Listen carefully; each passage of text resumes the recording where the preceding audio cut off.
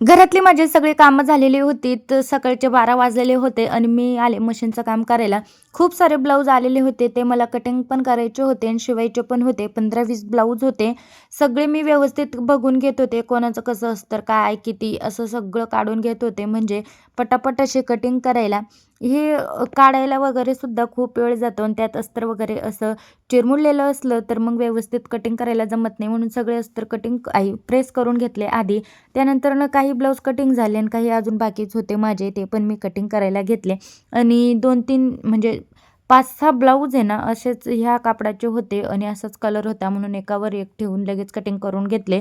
म्हणजे कसं बरं पडतं, लवकर कटिंग होते. आणि आज मी आहे ना 12 ब्लाऊज कटिंग केले आणि 4-5 ब्लाऊज असे शिवले. तर एवढं माझं आजचं काम झालेलं आहे.